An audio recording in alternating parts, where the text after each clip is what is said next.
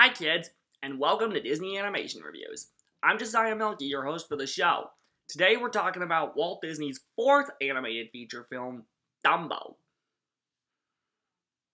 In the late 30s, while still working on Pinocchio, Fantasia, and Bambi, another story was brought to Walt's attention.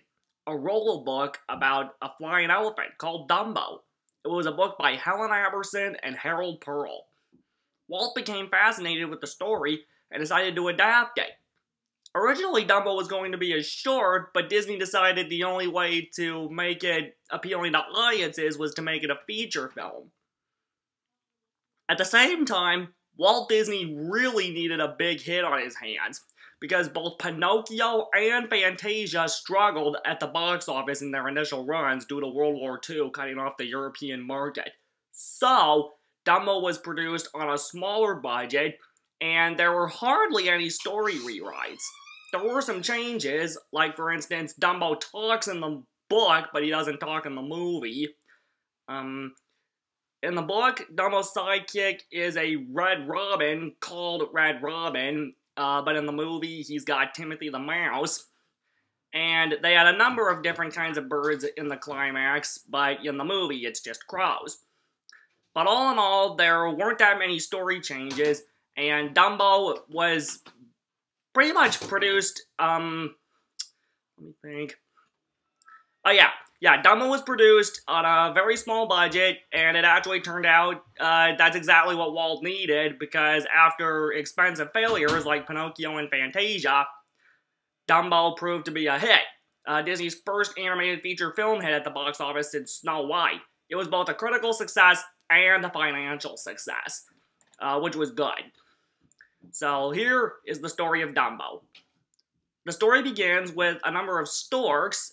We get our opening song, Look Out for Mr. Stork. They deliver baby animals to the circus in Florida. That's where the story takes place, is Florida, which is also where Walt Disney World would open 30 years later.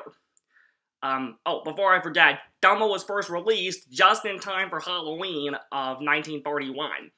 And Walt Disney World opened about 30 years later. Dumbo takes place in Florida, also where Walt Disney World is located, and the storks are delivering the baby animals to the circus. The following morning, they pack up and head off to a new town to perform for the people. One stork, who was left behind by the other storks in the baby deliveries, finally manages to catch up with the circus train.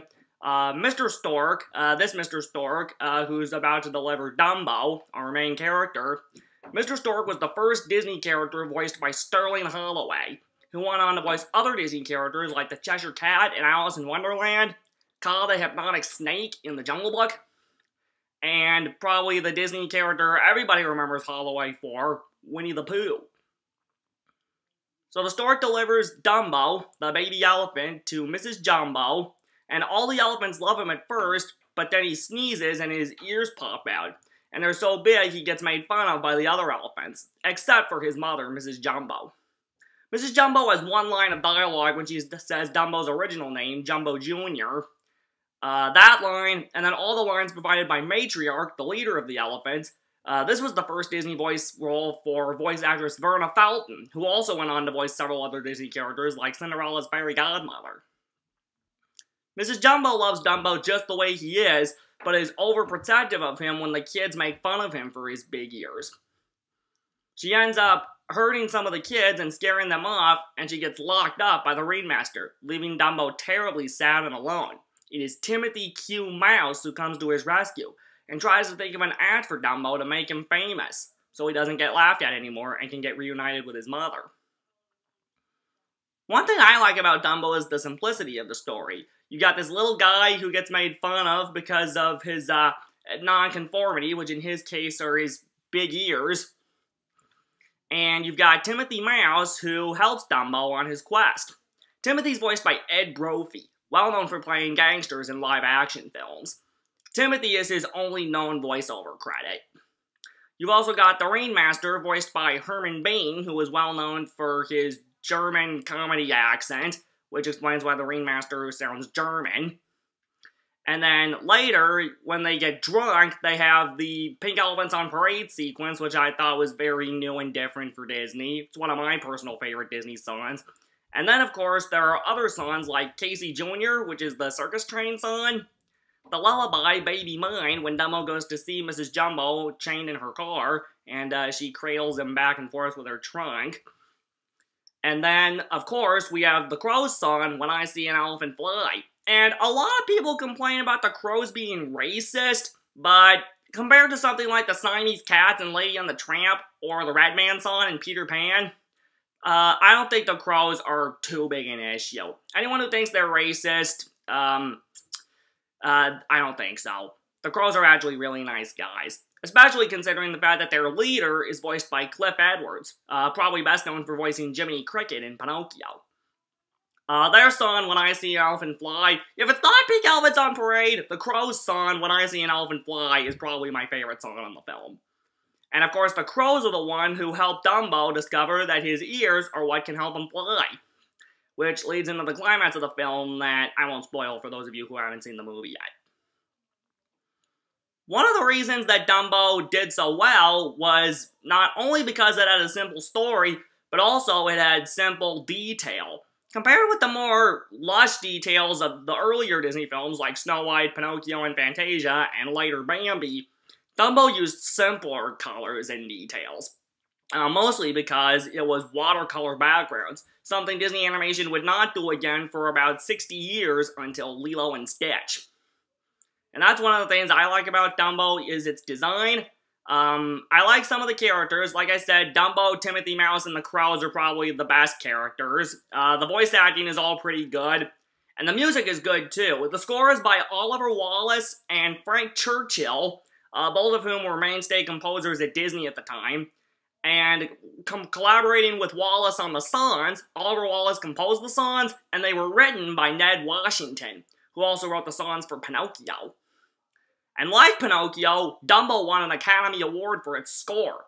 It was also nominated for Best Original Song for Baby Mine, but unlike When You Wish Upon a Star, Baby Mine did not actually win Best Original Song at the Oscars. Still a cute song, though. Like I said, Dumbo was the success that Walt Disney needed after the financial failures of Pinocchio and Fantasia. It was released just a couple months before America got into World War II. To be precise, like I said, it was Halloween 1941, and it was the success that Walt needed both critically and financially. In fact, it was so good, they almost put Dumbo on the issue of Time magazine, but due to World War II, they ended up going with something else. But Dumbo did get his own article in Time magazine. So if you haven't seen Dumbo yet, this one's a classic. It's one of the films I grew up watching as a kid. I recently rewatched it for the first time in years with commentary, and it's a really cute film, and I think you'll really love it. It's something we can all enjoy.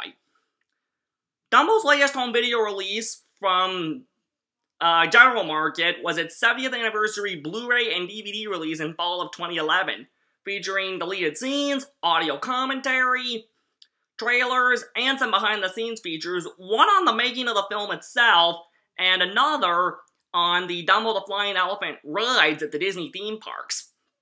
And the Blu-ray also comes with art galleries and some classic animated Disney shorts. Aside from the Dumbo the Flying Elephant rides at the Disney parks, Dumbo really doesn't have anything else in its franchise, other than when characters guest starred on House of Mouse and cameoed elsewhere.